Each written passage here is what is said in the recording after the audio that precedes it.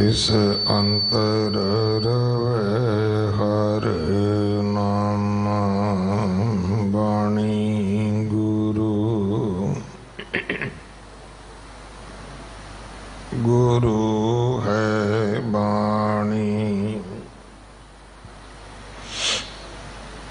विच बाणी अमृत सारे। गुर बाणी कहे सेवक जन मानै।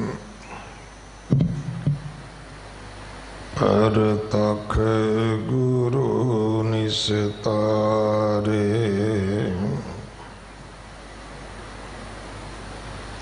बाणी बिरलो विचारसी। जे को गुरमुख होए।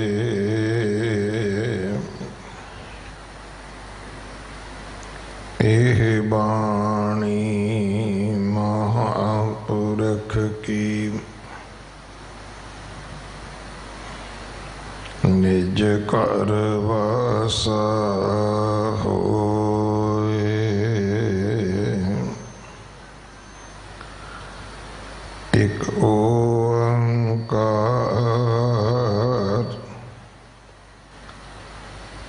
सतगुर प्रसाद। सलोक महल्ला नौवा। झूठ मान कहाँ करे। जग सुपने ज्यों जान। इनमें कछ तेरो नहीं। नानक कह्यो बखान। एक ओंकार सतगुर प्रसाद। राग राम कली महल्ला नौवा। तिपदे रे मन ओटल हो हर नामा। जाके सिमरन दुर्मत नासै। पावे पद निर्वाणा रहाओ। वड भागी तेह जन को जानो। जो हर के गुण गावे। जन्म जन्म के पाप खोए कै। फुन बैकुंठ सिधावे।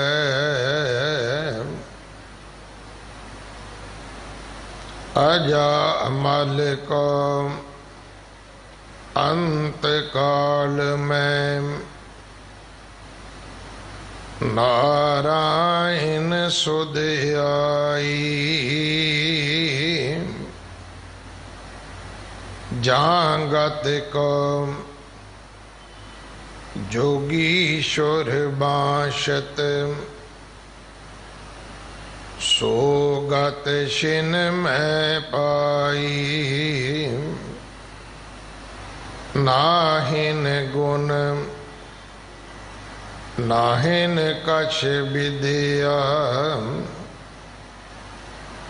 धर्म कौन गज कीना नानक बिरद राम का देखो, अपै दान तिह दीना,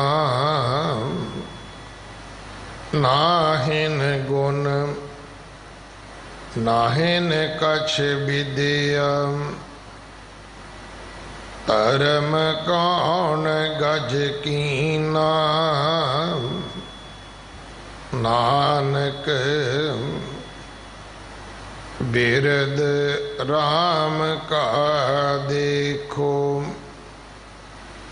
अपै दान तिह दीना। वाहिगुरु जी का खालसा, वाहिगुरु जी की फतेह। गुरु नामे पातशाह धर्म रक्षक सतगुरु गुरु तेग बहादुर साहब महाराज जी की पवित्र बाणी दे विचों सलोकां दे विचों 41वां सलोक, शब्दां दे विचों 41वां शब्द जो रामकली राग अंदर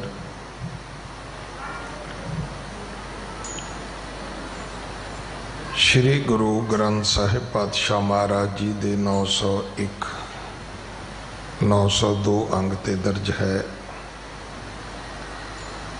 इस दी विचार अज आप जी सरवण करोगे। सच्चे पातशाह दी शताब्दी 1 मई नूं है। इस उपलक्ष विच जो श्री अमृतसर साहब जी तो नगर कीर्तन आया है, जिसका बीती रात विश्राम गुरुद्वारा रकाबगंज साहब सी। अज रकाबगंज साहब तो आरंभ होके शंकर रोड, पटेल नगर, मोती नगर, रजौरी गार्डन, तिलक नगर, विकासपुरी, फिर पंजाबी बाग क्लब रोड, टकाणा साहब होंदिया आजादपुर। अज इस नगर कीर्तन ने वापस जाना है। सो धन श्री गुरु ग्रंथ साहब महाराज जी का 5 प्यारियां का, आईयां संगतां का 5 निघा स्वागत करिए। सतगुरां नूं नमस्कार करिए। खालसे का साजना दिवस कल वैसाखी का पुरब है, जो हर साल की तरह गुरुद्वारा साहब मजनू का टिला विखे मनाया जाना है। गुरुद्वारा बाला साहब जो किडनी डायलिसिस का फ्री हॉस्पिटल बने है,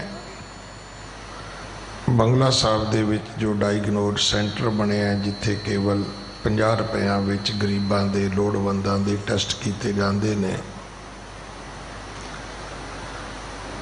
इन्हां सेवावां विच अपना दसवंध जरूर पाओ। हो सकता है तुहाडी दित्ती सेवा नाल किसी नूं 2, 4, 5, 10 दिन होर जीवन मिल जाए।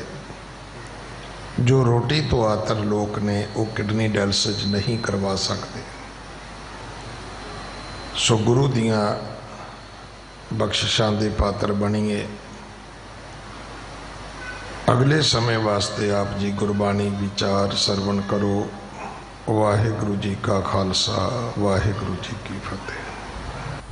वाहिगुरु वाहिगुरु। नस वञो किल बिखो,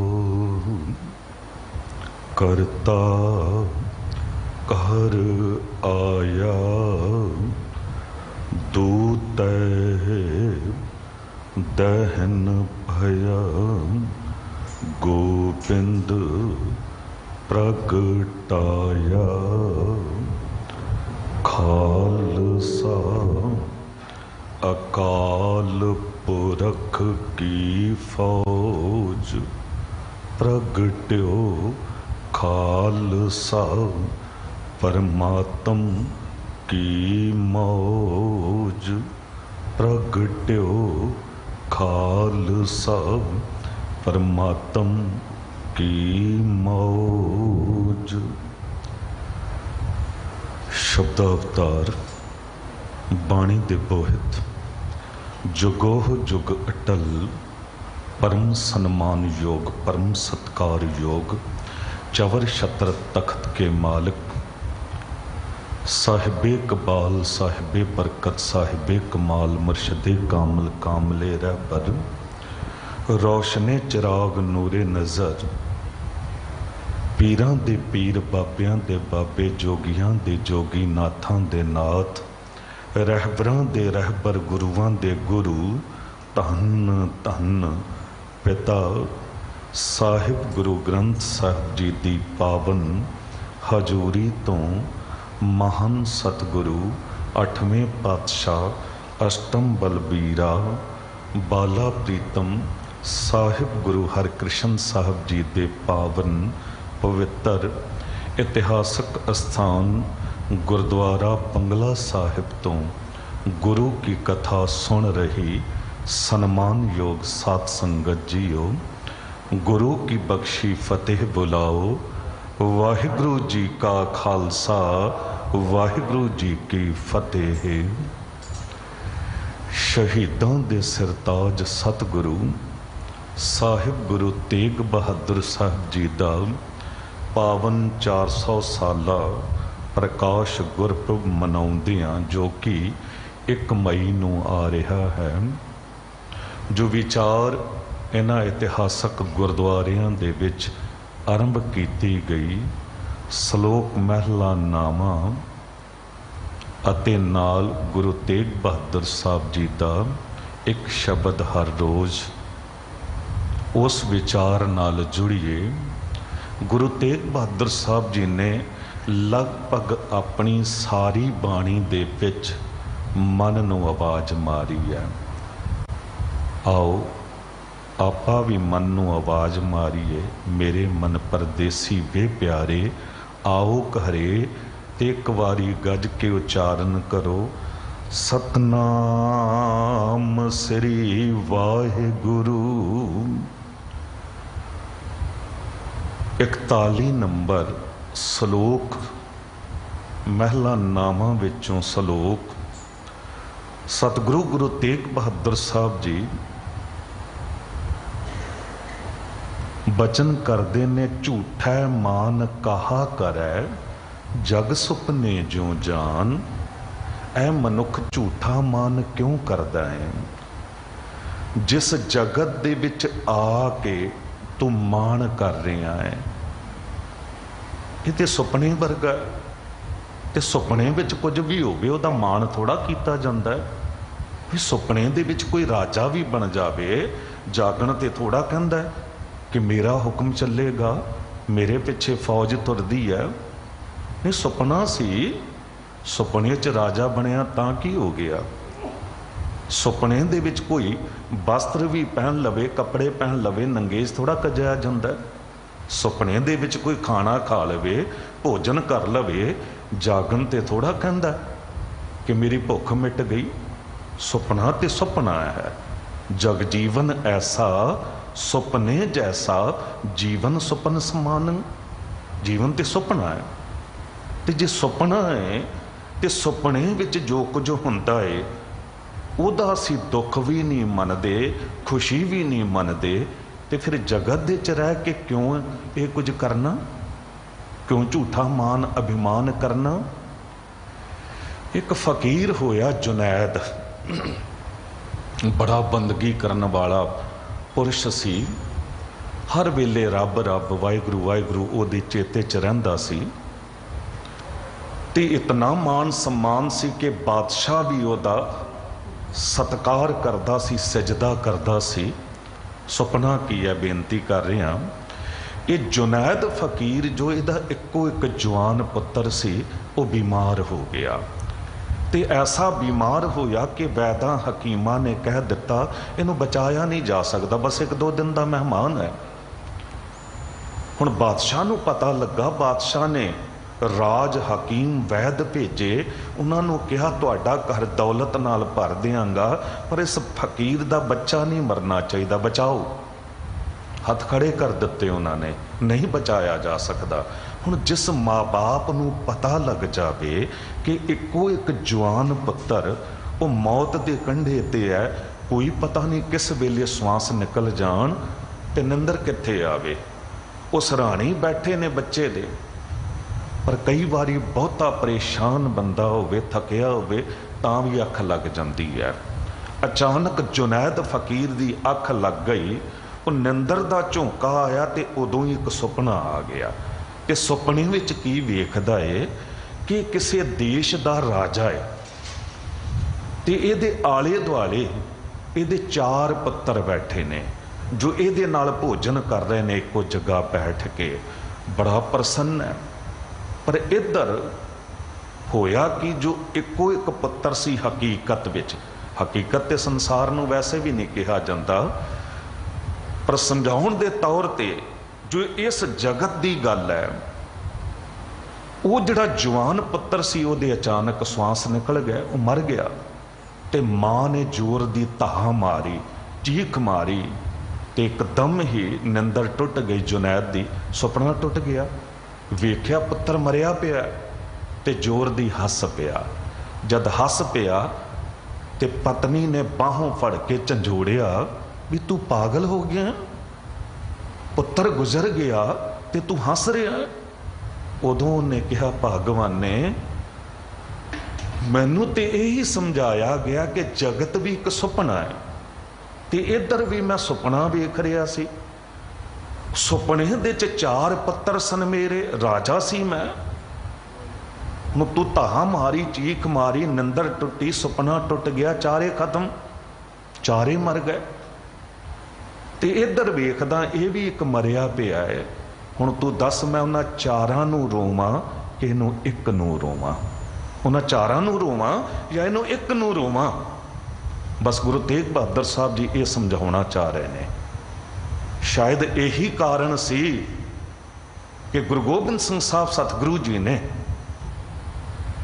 4 साहबजादियां नूं प्यार बहुत ज़्यादा किया, पूरा ख्याल रखिया, हर गल दा, पालना दा, शस्त्र विद्या सिखाउण दा, नितनेमी बनाउण दा, हर एक ख्याल रखिया। पर प्यार किया, मोह नहीं किया। मोह अक्सर दुख दिंदा है।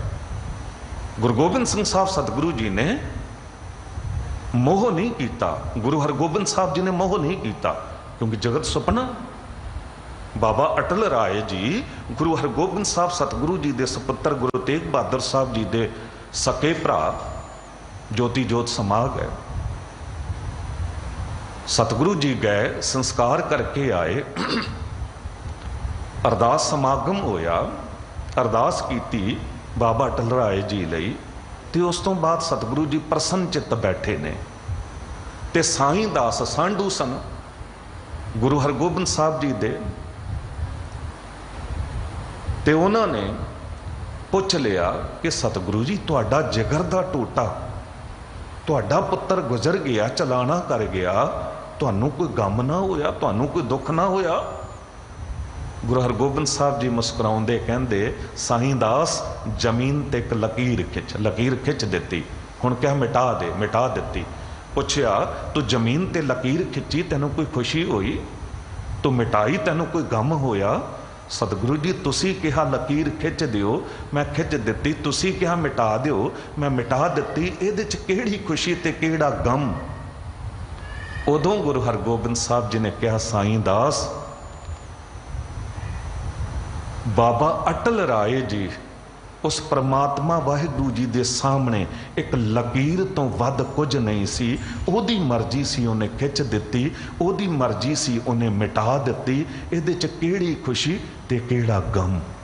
जद सुनदा पढ़दा अंदर तक कंब जांदा हाँ कि बाबा अटल राय जी वर्गी शख्सियत जिन्हां दी जुबान ते वाहिगुरू वसदा सी, बोल के कह देण मुर्दे भी उठ के तुर पैण, प्रभ जी बसैं साध की रसना। ते ऐसी शख्सियत जे एक लकीर तो वध कुछ नहीं, ਤੇ ਅਸੀਂ ਤੇ ਕਿਤੇ ਵੀ ਨਹੀਂ ਆ, ਅਸੀਂ ਤੇ ਇੱਕ ਬਿੰਦੂ ਵੀ ਨਹੀਂ ਆ।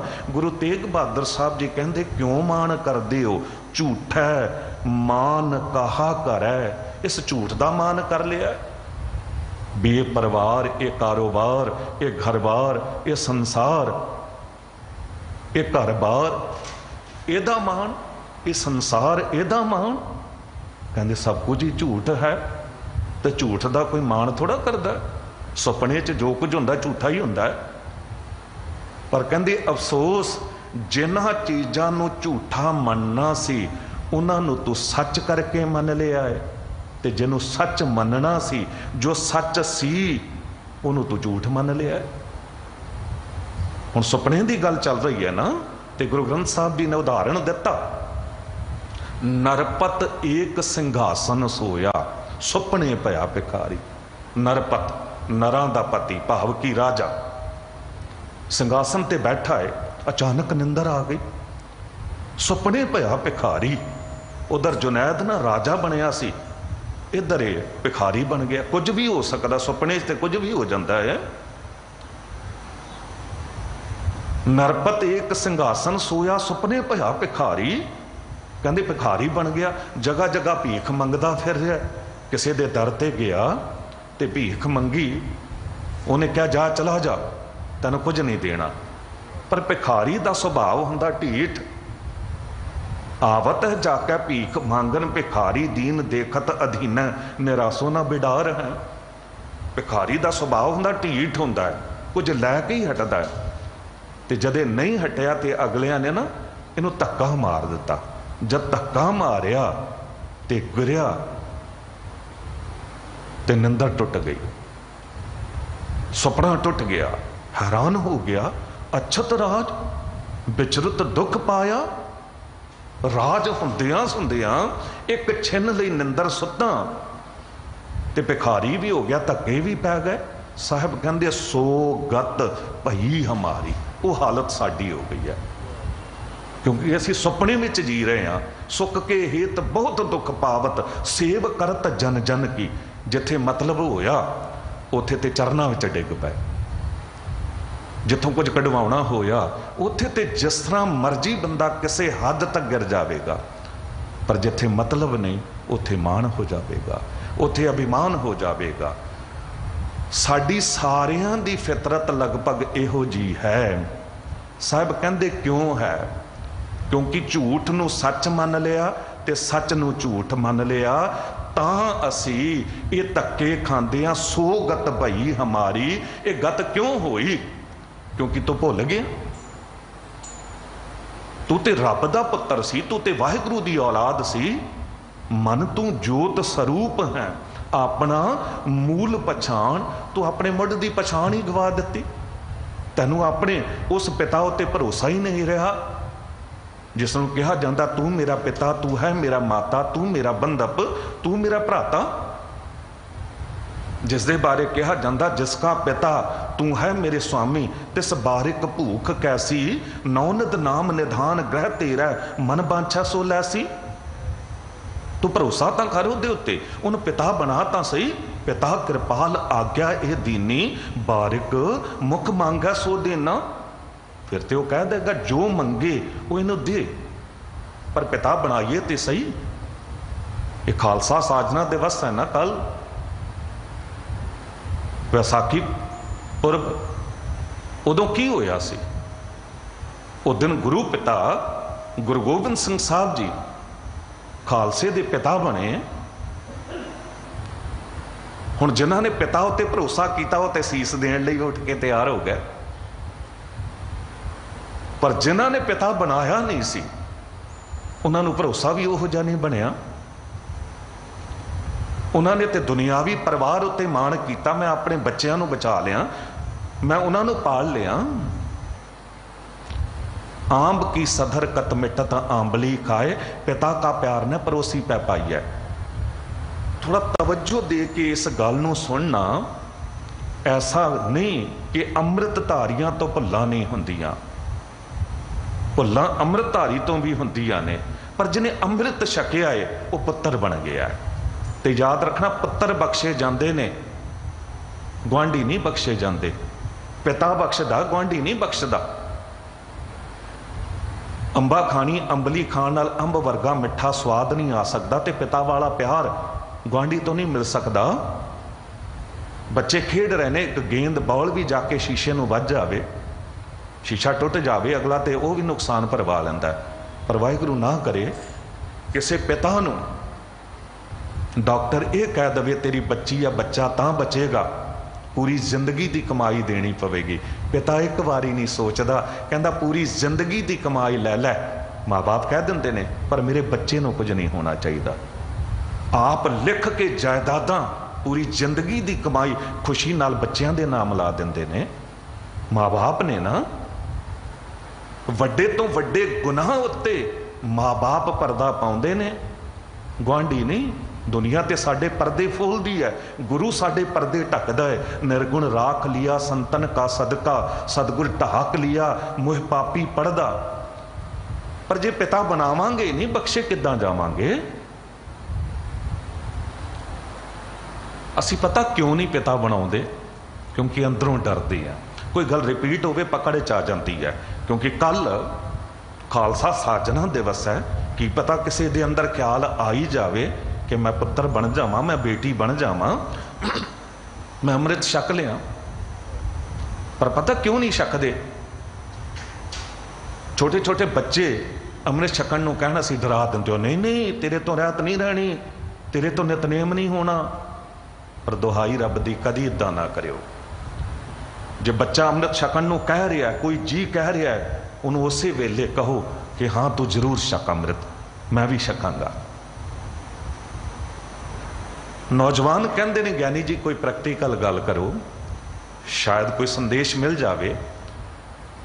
ਚੰਡੀਗੜ੍ਹ ਦੇ ਰਹਿਣ ਵਾਲੇ ਭਾਈ ਹਰਭਜਨ ਸਿੰਘ ਜੀ, ਵਿਦਵਾਨ ਪੁਰਖ, ਕਈ ਕਿਤਾਬਾਂ ਇਹਨਾਂ ਨੇ ਲਿਖੀਆਂ ਨੇ, ਪਰ ਇੱਕ ਕਿਤਾਬ ਦੇ ਵਿੱਚ ਸੱਚੀ ਘਟਨਾ ਉਹਨਾਂ ਨੇ ਲਿਖੀ। ਕਹਿੰਦੇ ਮੇਰੀ ਜ਼ਿੰਦਗੀ 'ਚ ਵਾਪਰੀ, ਅਖੰਡ ਕੀਰਤਨੀ ਜਥੇ ਵਾਲਿਆਂ ਨੇ ਅੰਮ੍ਰਿਤ ਸੰਚਾਰ ਦਾ ਪ੍ਰੋਗਰਾਮ ਉਲੀਕਿਆ ਸੀ, ਤੇ 5 ਪਿਆਰਿਆਂ ਦੇ ਜਥੇਦਾਰ ਸੀ ਬਾਬੂ ਮਲ ਸਿੰਘ ਜੀ। ਤੇ ਕਹਿੰਦੇ ਜਿੱਥੇ ਕਈ ਅੰਮ੍ਰਿਤ ਅਭਲਾਖੀ ਅੰਮ੍ਰਿਤ ਛਕਣ ਆਏ, ਉੱਥੇ ਮੇਰਾ ਬੱਚਾ ਵੀ ਪੁੱਜਿਆ 10 ਸਾਲ ਦਾ। ਜਥੇਦਾਰ ਨੇ ਬੱਚਿਆਂ ਨੂੰ ਮੋੜ ਦਿੱਤਾ, ਤੁਹਾਨੂੰ ਅੰਮ੍ਰਿਤ ਨਹੀਂ ਛਕਾਇਆ ਜਾ ਸਕਦਾ, ਜੇ ਤੁਸੀਂ ਅੰਮ੍ਰਿਤ ਛਕਣਾ ਹੈ ਤੇ ਆਪਣੇ ਆਪਣੇ ਪਿਤਾ ਨੂੰ ਬੁਲਾ ਕੇ ਲੈ ਆਓ। ਕਹਿੰਦੇ ਬੱਚਾ ਰੋਂਦਾ ਮੇਰੇ ਕੋਲ ਆਇਆ, ਅੱਖਾਂ ਚੱਥਰੂ, ਪਿਤਾ ਜੀ ਮੈਨੂੰ ਅੰਮ੍ਰਿਤ ਨਹੀਂ ਛਕਾਇਆ ਜਾ ਰਿਹਾ, ਜਥੇਦਾਰ ਜੀ ਤੁਹਾਨੂੰ ਬੁਲਾ ਰਹੇ ਨੇ। ਕਹਿੰਦੇ ਮੈਂ ਦੌੜ ਕੇ ਪੁੱਜਿਆ, ਹੱਥ ਜੋੜ ਕੇ ਕਿਹਾ ਕੀ ਹੁਕਮ ਹੈ? ਜਥੇਦਾਰ ਜੀ ਕਹਿੰਦੇ ਤੇਰਾ ਬੱਚਾ ਹਾਲੇ 10 ਸਾਲ ਦਾ ਹੈ, ਇਸ ਤੋਂ ਰਹਿਤ ਵੀ ਨਹੀਂ ਰਹਿਣੀ, ਨਿਤਨੇਮ ਵੀ ਨਹੀਂ ਹੋਣਾ, ਤੂੰ ਇਹਦਾ ਪਿਤਾ ਹੈ, ਤੂੰ ਇਹ ਵਾਅਦਾ ਕਰ, ਵਚਨ ਦੇ ਕਿ ਇਹਨੂੰ ਰਹਿਤ ਵੀ ਰਖਵਾਵੇਂਗਾ ਤੇ ਨਿਤਨੇਮ ਵੀ ਕਰਵਾਵੇਂਗਾ, ਤਾਂ ਇਹਨੂੰ ਅੰਮ੍ਰਿਤ ਛਕਾਵਾਂਗੇ। ਭਾਈ ਸਾਹਿਬ ਜੀ ਕਹਿੰਦੇ ਮੇਰੀ ਅੱਖਾਂ 'ਚ ਅਥਰੂ ਆ ਗਏ। ਮੈਂ ਹੱਥ ਜੋੜ ਕੇ ਕਿਹਾ ਜਥੇਦਾਰ ਜੀ ਜਦ ਅੰਮ੍ਰਿਤ ਛਕਾਉਂਦੇ ਹੋ ਉਦੋਂ ਕੀ ਕਹਿੰਦੇ ਹੋ? ਅੱਜ ਦਿਨ ਤੋਂ ਕੌਣ ਪਿਤਾ ਤੇ ਕੌਣ ਮਾਤਾ? ਕਹਿੰਦੇ ਉਦੋਂ ਤੇ ਕਹਿੰਦੇ ਆ ਅੱਜ ਦਿਨ ਤੋਂ ਤੇਰੇ ਪਿਤਾ ਗੁਰੂ ਗੋਬਿੰਦ ਸਿੰਘ ਤੇ ਤੇਰੀ ਮਾਤਾ ਸਾਹਿਬ ਕੌਰ। ਭਾਈ ਸਾਹਿਬ ਜੀ ਕਹਿੰਦੇ ਮੈਂ ਕਿਹਾ ਜਥੇਦਾਰ ਜੀ ਮੈਂ ਦੁਨਿਆਵੀ ਪਿਤਾ ਅੱਜ ਹਾਂ, ਕੱਲ ਨਹੀਂ ਹਾਂ, ਕਿਉਂ ਨਹੀਂ ਉਸੇ ਵੱਡੇ ਪਿਤਾ ਅੱਗੇ ਅਰਦਾਸ ਕਰਦੇ ਜਿਸ ਨੇ ਅੰਮ੍ਰਿਤ ਦੀ ਦਾਤ ਦਿੱਤੀ ਹੈ, ਉਹੀ ਨਿਤਨੇਮ ਵੀ ਕਰਵਾਵੇਗਾ ਤੇ ਰਹਿਤ ਵੀ ਰਖਵਾਵੇਗਾ। ਜਥੇਦਾਰ ਨੇ ਕਿਹਾ ਵਾਹ ਗੁਰੂ ਕੇ ਸਿੰਘਾ, ਕਮਾਲ ਦੀ ਗੱਲ ਕੀਤੀ। ਆ ਫਿਰ ਉਸੇ ਵੱਡੇ ਪਿਤਾ ਅੱਗੇ ਅਰਦਾਸ ਕਰਦੇ। ਅਰਦਾਸ ਕੀਤੀ ਗਈ, ਅੰਮ੍ਰਿਤ ਛਕਾਇਆ ਗਿਆ। ਤੇ ਇਸ ਘਟਨਾ ਨੂੰ 35 ਸਾਲ ਤੋਂ ਬਾਅਦ ਭਾਈ ਸਾਹਿਬ ਨੇ ਲਿਖਿਆ ਤੇ ਕਹਿੰਦੇ ਮੈਂ ਗੁਰੂ ਪਿਤਾ ਉੱਤੇ ਮਾਣ ਕਰਕੇ ਅੱਜ ਲਿਖਦਾ ਕਿ ਮੇਰਾ ਬੱਚਾ 45 ਸਾਲ ਦੀ ਉਮਰ ਦਾ ਹੋ ਗਿਆ ਹੈ, ਨੇਵੀ ਵਿੱਚ ਸਰਵਿਸ ਕਰਦਾ, ਪਾਣੀ ਦੇ ਜਹਾਜ਼ਾਂ ਉੱਤੇ ਵੱਖ-ਵੱਖ ਦੇਸ਼ ਦੇ ਲੋਕਾਂ 'ਚ ਵਿਚਰਦਾ ਹੈ। ਪਰ ਗੁਰੂ ਪਿਤਾ ਗੁਰੂ ਗੋਬਿੰਦ ਸਿੰਘ ਸਾਹਿਬ ਜੀ ਨੇ ਇਉਂ ਸੰਭਾਲ ਕੀਤੀ ਹੈ ਕਿ ਉਹ ਅੱਜ ਵੀ ਰਹਿਤ ਵਿੱਚ ਪੱਕਾ ਹੈ ਤੇ ਨਿਤਨੇਮ ਵਿੱਚ ਪੱਕਾ ਹੈ। ਹੋਵੇ ਕਿਉਂ ਨਾ, ਪਿਤਾ ਉੱਤੇ ਭਰੋਸਾ ਜੋ ਕਰ ਲਿਆ। ਪਿਤਾ ਉੱਤੇ ਜਿਸ ਬੱਚੇ ਨੂੰ ਮਾਣ ਹੁੰਦਾ ਹੈ, ਆਮ ਐਗਜ਼ਾਮਪਲ ਦਿੱਤਾ ਜਾਂਦਾ ਨਾ ਕਿ ਵੀ ਕਿਸੇ ਜਵਾਨ ਜਾਂ ਬਜ਼ੁਰਗ ਤੱਕ ਨੂੰ 4 ਬੰਦੇ ਲੱਤਾਂ ਬਾਹਾਂ ਤੋਂ ਫੜ ਕੇ ਉੱਪਰ ਉਛਾਲ ਦੇਣ ਤੇ ਉਹਦੀ ਚੀਖਾਂ ਨਿਕਲ ਜਾਂਦੀਆਂ ਨੇ ਕਿ ਡਿੱਗਾਂਗਾ। ਪਰ ਇੱਕ ਬੱਚਾ ਹੈ ਛੋਟਾ ਜਿਹਾ 2 ਸਾਲ ਦਾ 4 ਸਾਲ ਦਾ, ਉਹਦਾ ਪਿਤਾ ਉਹਨੂੰ ਦੋਨਾਂ ਮੋਢਿਆਂ ਤੋਂ ਫੜ ਕੇ ਤੇ ਉੱਪਰ ਉਛਾਲਦਾ ਹੈ, ਉਹ ਕਿਲਕਾਰੀਆਂ ਮਾਰ ਰਿਹਾ, ਉਹ ਹੱਸ ਰਿਹਾ ਹੈ। पता क्यों? क्योंकि उन्होंने भरोसा है मेरा पिता मैनू डिगण नहीं देगा। जिस दिन सानू ये भरोसा हो गया कि मेरा पिता गुरु गोबिंद सिंह साहब मैनू किते डिगण नहीं देगा, उदों फिर पिता बनाउंदियां देर नहीं लगेगी, उदों फिर अमृत छकदियां देर नहीं लगेगी। ते जिहड़े अमृत छकदे ने, कई वारी बेनती कर चुके हैं, वो आम खानदान का हिस्सा नहीं बनते, वो उस महान खानदान का हिस्सा बनते ने जिस खानदान दे च सत गुरु रामदास साहब जी तो लैके गुरु गोबिंद सिंह साहब जी तक, जिस खानदान च 4 साहिबजादे, जिस खानदान दे विच बीबी भानी, माता गंगा, माता नानकी, माता कृष्ण कौर, माता गुजर कौर, माता सुंदर कौर, साहब कौर वर्गी शख्सियतां, इहो जे महान खानदान का हिस्सा उदों बन जाता है कोई जद अमृत छक लैंदा है। किसी खानदान का हिस्सा असी अपनी मर्जी नाल थोड़ा बन सकते हैं। ते जद अमृत छकदे हां उदों की हुंदा है? कहंदे बड़ी वड्डी किरपा वरतदी है। जो अज सतगुरु कह रहे हैं ना, झूठा महान झूठा मान कहा करे, जुग जग सुपने जो जान, इन मैं कछ तेरो नहीं, नानक कहो बखान। इन्हां विचों तेरा कोई नहीं है। ये माँ बाप, ये भैन भरा, ये पुत्र बेटियां, पति पत्नी, कहते ये सारे रिश्ते मिट जान वाले ने, नाश हो जान वाले ने एक दिन। ते जो मिट जावे, जो नाश हो जावे, वो सच नहीं हुंदा, वो झूठ हुंदा है। सच जो हुंदा कदी मिटदा नहीं है। आद सच जुगाद सच है भी सच, नानक होसी भी सच। वो सच परमात्मा वाहिगुरु है। ते जद कोई अमृत छकदा है वो सच नाल जुड़दा है, सच दी राह उत्ते तुरन वाले पासे चलदा है, क्योंकि पिता उहदी बांह फड़ लैंदा है। ते पता की बन जाता है? कहंदे खालसा अकाल पुरख की फौज, प्रगट्यो खालसा परमात्म की मौज। हुण 2 गल्लां कह दित्तियां। एक गल कह दित्ती कि प्रगट्यो खालसा परमात्म की मौज। कहंदे जदों मौज विच आया, मौज कहंदे ने खुशी नूं, खेड़े नूं, कोई कम आनंद विच आके कीता जावे, मस्ती च आके कीता जावे, बंदा कह नहीं दिंदा कि बड़ी मौज विच हाँ।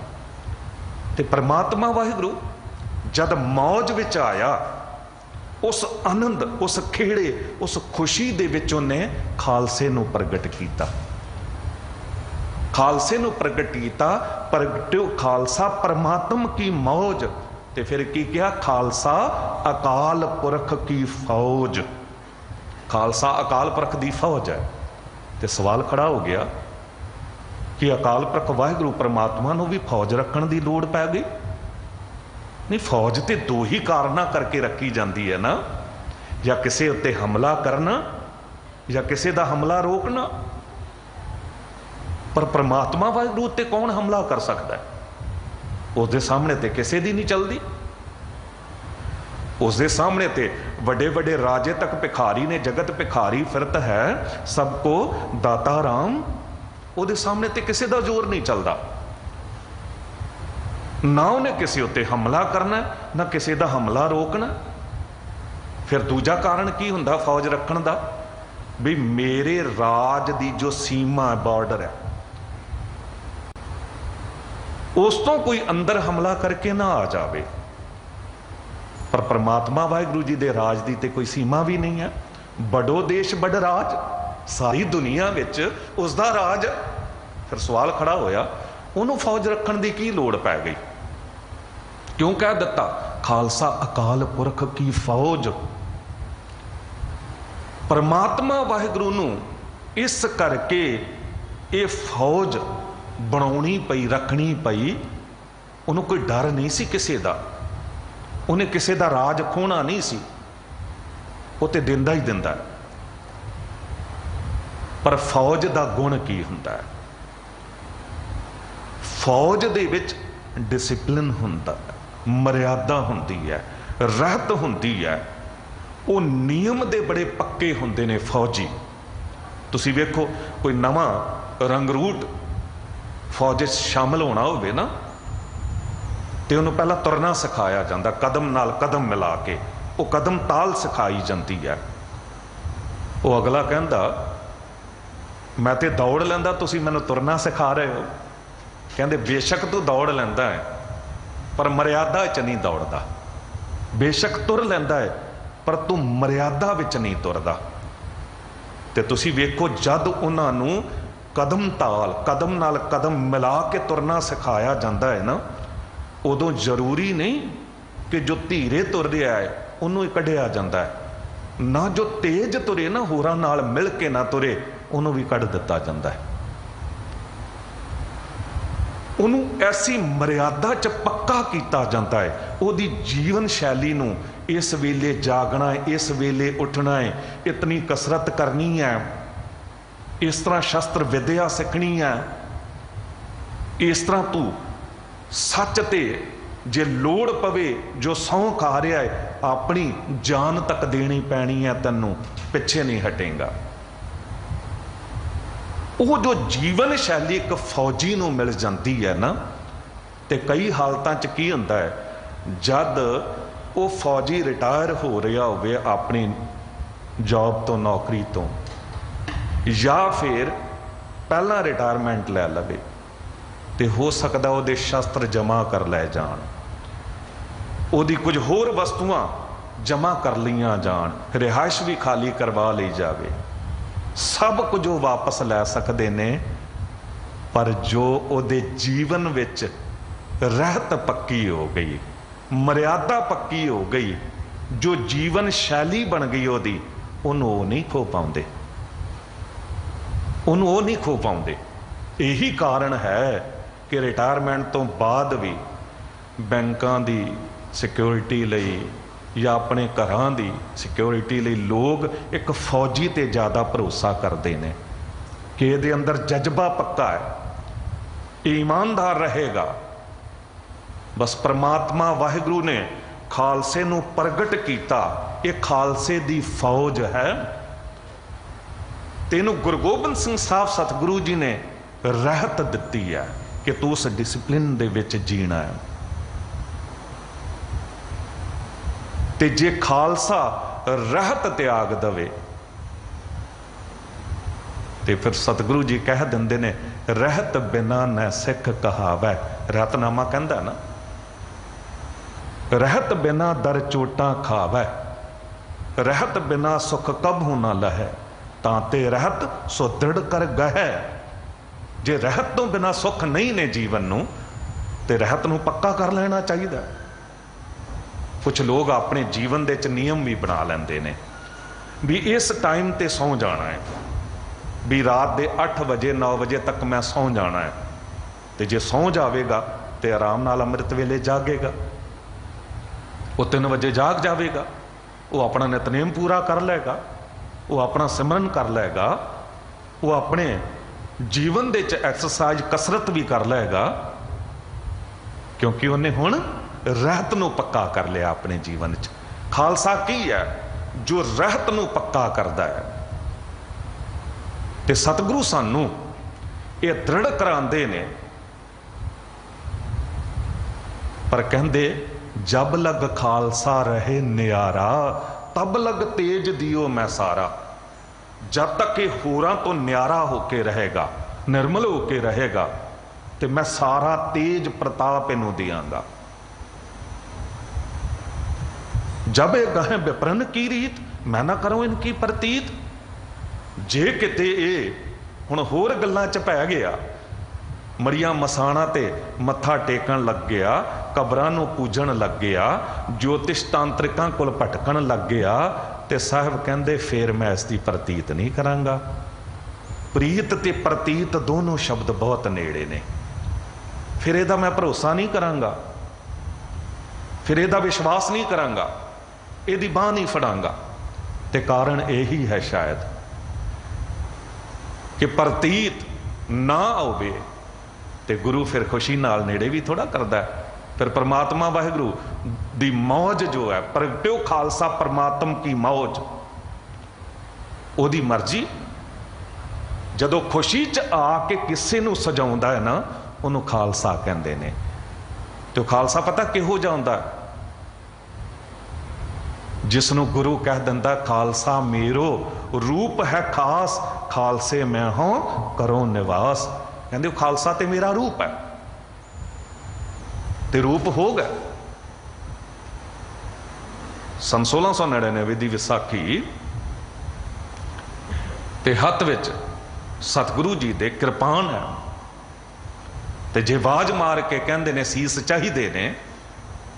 ਹੁਣ ਇੱਥੇ ਕੋਈ ਨਾਟਕ ਤੇ ਹੋ ਨਹੀਂ ਰਿਹਾ, ਗੁਰੂ ਦੇ ਹੱਥ 'ਚ ਕਿਰਪਾਨ ਹੈ ਤੇ ਸੱਚ ਤੇ ਟਿਕਣ ਵਾਲਾ ਗੁਰੂ, ਸੱਚ ਦਾ ਰੂਪ।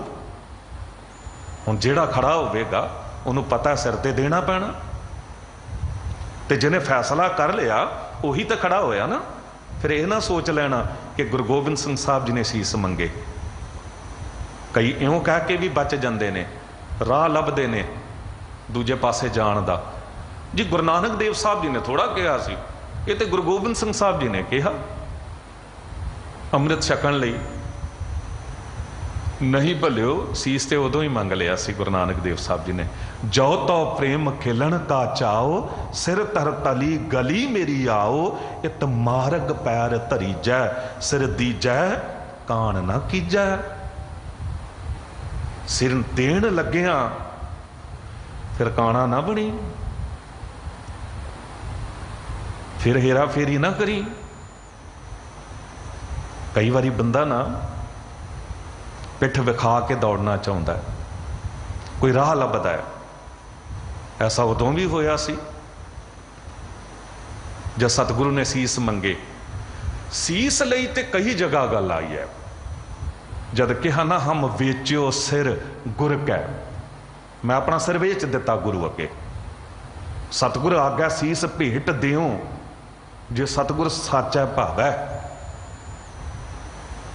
ਹਮ ਵੇਚਿਓ ਸਿਰ ਗੁਰ ਕੈ, ਵੇਚਣ ਦੀ ਗੱਲ ਕਿਉਂ ਆਉਂਦੀ ਹੈ?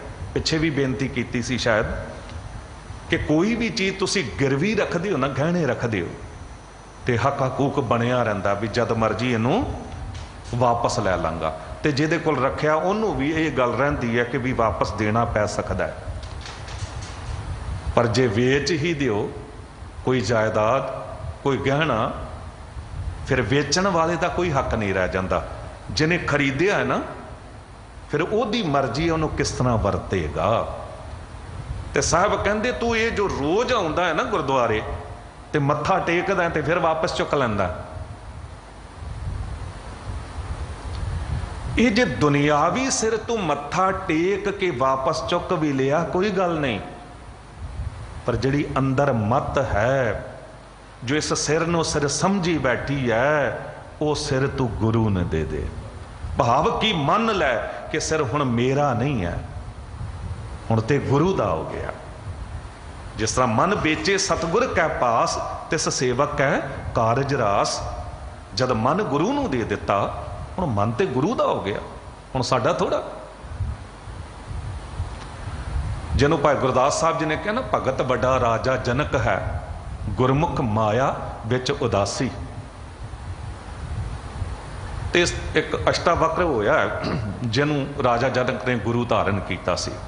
ਸਭਾ ਬੈਠੀ ਹੈ, ਕਈ ਵਜ਼ੀਰ ਮੰਤਰੀ ਰਿਸ਼ੀ ਮੁਨੀ, ਤੇ ਸਭ ਨੂੰ ਰਾਜਾ ਜਨਕ ਨੇ ਕਹਿ ਦਿੱਤਾ ਕੋਈ ਹੋਵੇ ਐਸਾ ਜੋ ਮੈਨੂੰ ਉਤਨੇ ਟਾਈਮ ਵਿੱਚ ਗਿਆਨ ਦੇ ਦੇਵੇ ਜਿਤਨੇ ਟਾਈਮ ਵਿੱਚ ਮੈਂ ਘੋੜੇ ਦੀ ਰਕਾਬ ਵਿੱਚ ਪੈਰ ਪਾ ਕੇ ਸਵਾਰ ਹੋ ਜਾਵਾਂ। ਹੁਣ ਕਿੰਨਾ ਕੁ ਟਾਈਮ ਲੱਗਦਾ? ਤੁਸੀਂ ਗੱਡੀ 'ਚ ਬੈਠਦੇ ਹੋ ਜਾਂ ਘੋੜੇ 'ਚ ਸਵਾਰ ਹੁੰਦੇ ਹੋ, ਕਿੰਨਾ ਕੁ ਟਾਈਮ ਲੱਗੇਗਾ? ਇੰਨੇ ਟਾਈਮ ਵਿੱਚ ਕੌਣ ਗਿਆਨ ਦੇਵੇ? ਹਾਂ, ਗੁਰੂ ਗ੍ਰੰਥ ਸਾਹਿਬ ਦੀ ਚਾਹੁਣ, ਸਾਹਿਬ ਗੁਰੂ ਗੋਬਿੰਦ ਸਿੰਘ ਸਾਹਿਬ ਚਾਹੁਣ ਤੇ ਇੱਕ ਛਿੰਨ ਦੇ 'ਚ ਕੁਝ ਦਾ ਕੁਝ ਕਰ ਸਕਦੇ ਨੇ। ਪਰਮਾਤਮਾ ਵਾਹਿਗੁਰੂ ਚਾਹੇ ਕੁਝ ਵੀ ਕਰ ਸਕਦਾ ਹੈ। ਅੱਜ ਦਾ ਸ਼ਬਦ ਵੀ ਇਹੀ ਕਹਿ ਰਿਹਾ ਹੈ ਨਾ, ਰੇ ਮਨ ਓਟ ਲੇਹੂ ਹਰਨਾਮਾ। ਗੁਰੂ ਤੇਗ ਬਹਾਦਰ ਸਾਹਿਬ ਜੀ, ਇੱਕ ਓੰਕਾਰ ਸਤਿਗੁਰ ਪ੍ਰਸਾਦ, ਇੱਕ ਅਕਾਲ ਪੁਰਖ ਵਾਹਿਗੁਰੂ ਮਿਲਦਾ ਕਿਸ ਤਰ੍ਹਾਂ? ਸਤਿਗੁਰੂ ਦੀ ਕਿਰਪਾ ਨਾਲ। ਰਾਗ ਰਾਮਕਲੀ ਮਹਿਲਾ ਨਾਮਾ, ਰਾਮਕਲੀ ਰਾਗ ਦੇ ਵਿੱਚ ਗੁਰੂ ਤੇਗ ਬਹਾਦਰ ਸਾਹਿਬ ਜੀ ਦੇ ਬਚਨ, ਗੱਲ ਉੱਥੇ ਹੀ ਲਿਆਵਾਂਗੇ।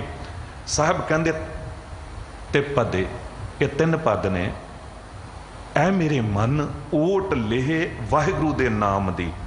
ਤੇ ਜੇ ਓਟ ਲੈ ਲਿਆ ਫਿਰ ਕੀ ਹੋਵੇਗਾ? ਜਾਕੈ ਸਿਮਰਨ ਦੁਰਮਤ ਨਾਸੈ ਪਾਵੈ ਪਦ ਨਿਰਬਾਨਾ।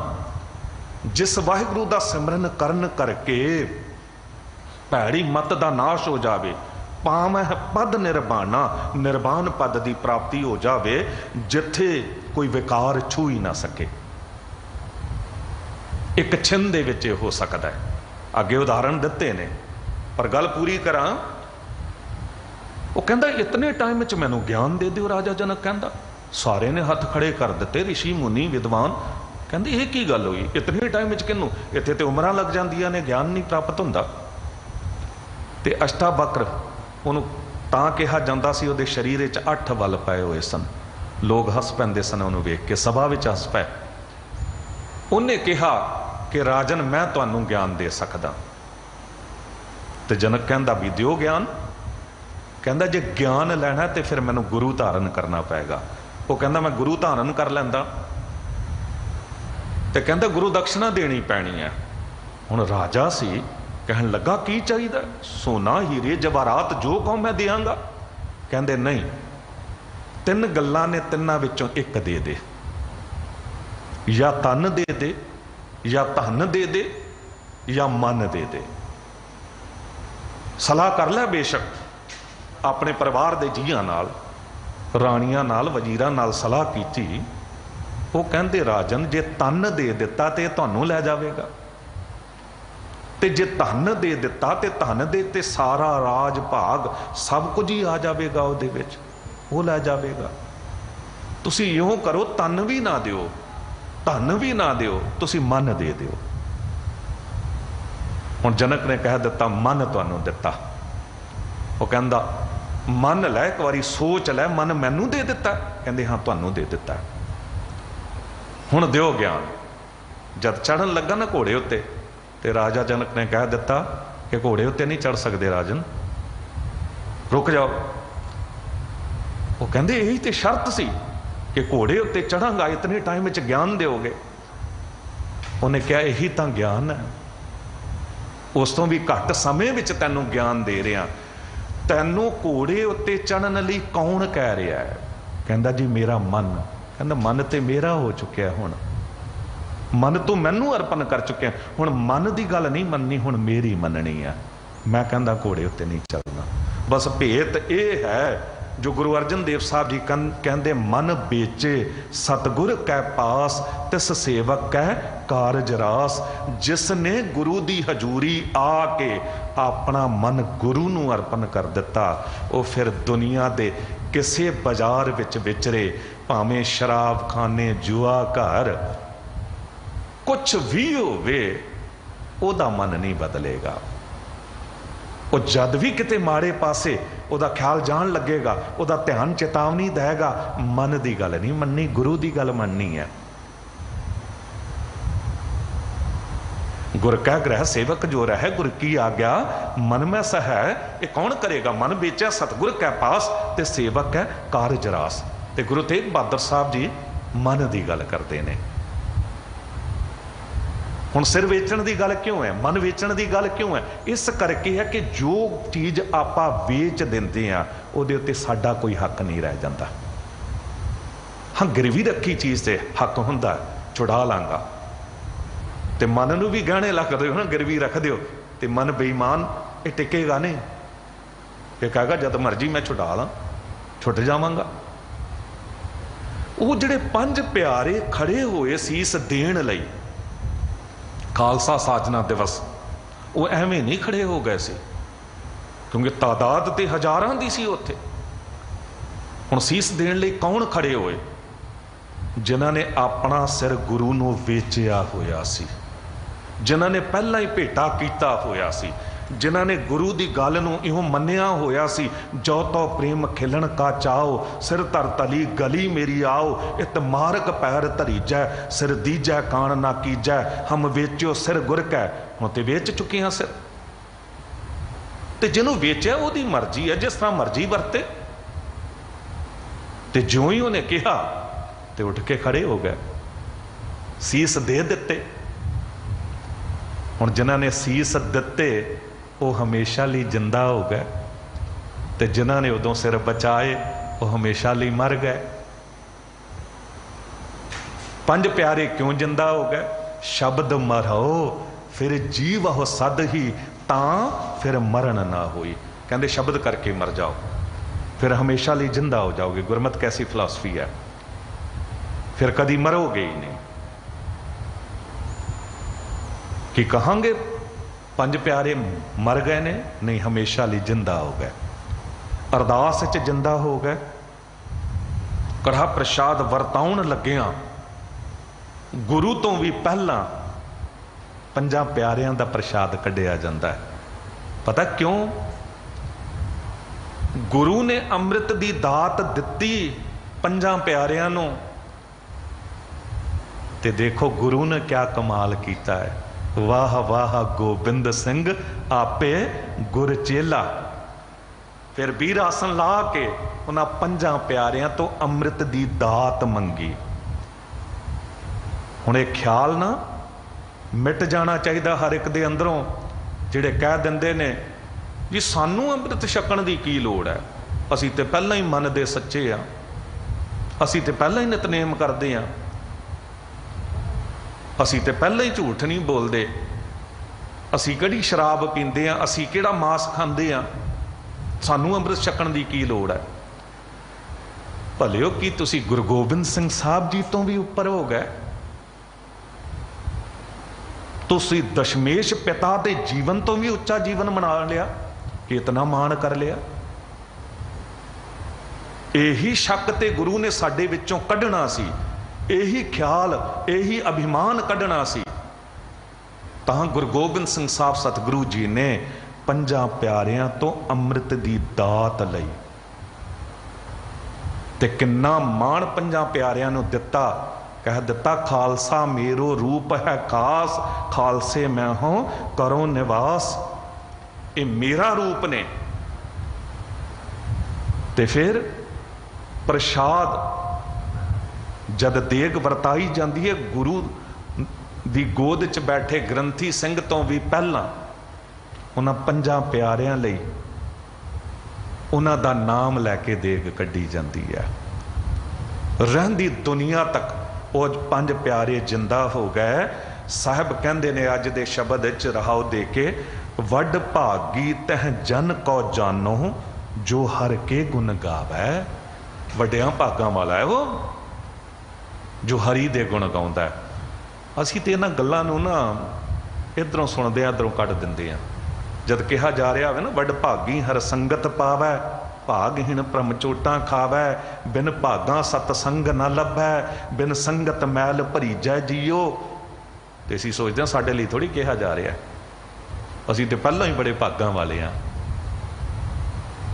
नहीं, भागां वाले तां बनदे आ जे सानू संगत प्राप्त हो जाती गुरु दी। इत्थे जिहड़े हुण बैठे हो ना सामने हॉल भरिया, ये तां तुसीं वड भागी हो जे 15 मिनट 20 मिनट तुसी संगत कर ली गुरु दी, तां वड भागी हो। जन्म जन्म के पाप खोए कैफुन बैंकुंठ समावै। किन्नी वड्डी गल। कहंदे जो हरि दे गुण गा रहा है, जो साध संगत कर रहा है, वो जन्मां जन्मांतरां दे पाप मिटा के फिर बैकुंठ समा जाता है। बैकुंठ शब्द किहदे लई वरतिया? मालक वाहिगुरू जी की हजूरी लई। गल चेते आई, एक कवि हरदास होया, उन्हें दरबार साहब बारे बड़ा सुनिया होया सी। ते एक दिन अमृतसर पुज गया, ते तुरद्यां तुरद्यां जब दरबार साहब के अंदर एंटर होया, कुदरती गुरु रामदास साहब जी ने कृपा कर दी, इनू बैठण की जगह मिल गई। हर एक नूं थोड़ा मिलती है। बैठा कीर्तन सुनना आरंभ किया ते बैठा ही रह गया। सारा दिन कीर्तन सुनिया। जिस वेले निकलिया बाहर, कवि हिरदा सी, उन्हें 2 लाइनां ना गुरु रामदास साहब जी दे दर नूं सिजदा करदियां लिख दित्तियां। वो लिखदा है, हर मंदिर और बैकुंठ को तोल लियो हरदास, हर मंदिर अर बैकुंठ को तोल लियो हरदास, भारो तो सो टिक गयो, हौलो चढ़ियो आकाश, भारो तो सो टिक गयो, हौलो चढ़ियो आकाश।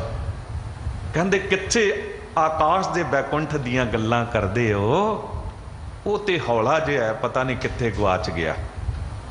जो कल्पना करके लोग ना बैकुंठ की गल करते हैं, कहते असल बैकुंठ ते है दरबार साहब, ताहां बैकुंठ जह कीर्तन तेरा, तू आपे शरदा लाए।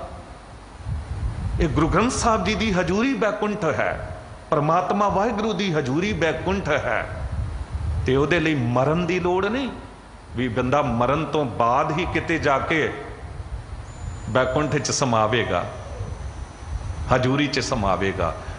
नहीं भलिया, जे तू सोच लवें ते हर जगह ही वाहिगुरु की हजूरी है। जह जह पेखों तह हजूर, दूर कतहु ना जाई, रव रहा सरबत्र में मन सदा त्याई। उदाहरण दिते गुरु तेग बहादुर साहब जी ने, अजामल पापी अजामल कौ अंत काल में नारायण सुध आई। कहते अजामल एक ब्राह्मण सी, ते ब्राह्मण उन्होंने कहा जाता है, ब्रह्म बिंदै तिसदा ब्रह्मत रहे, एक शब्द लिव लाए। ब्राह्मण वो होंदा जो ब्रह्म नूं जान लैंदा है।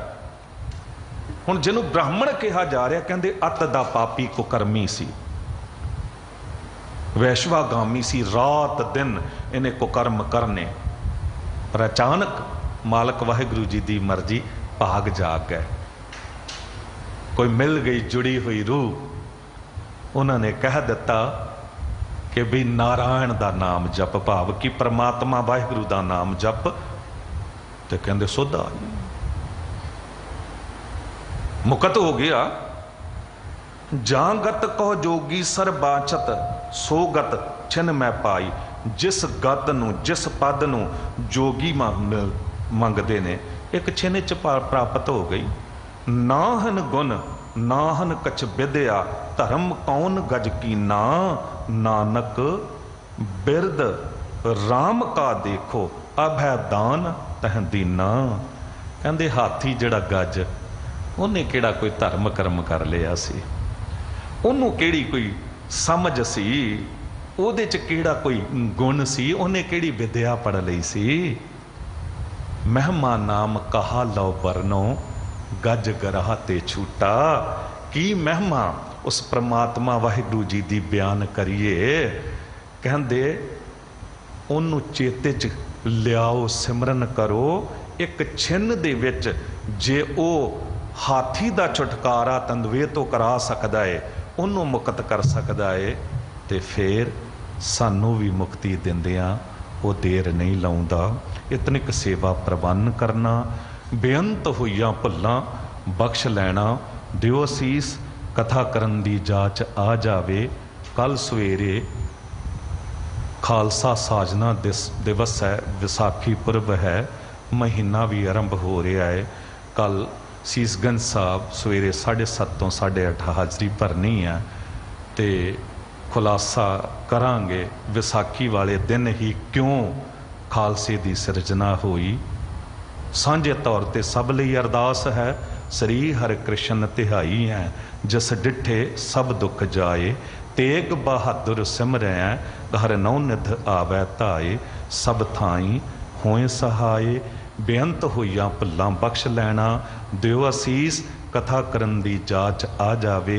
बुलाओ फतेह, वाहिगुरु जी का खालसा, वाहिगुरु जी की फतेह।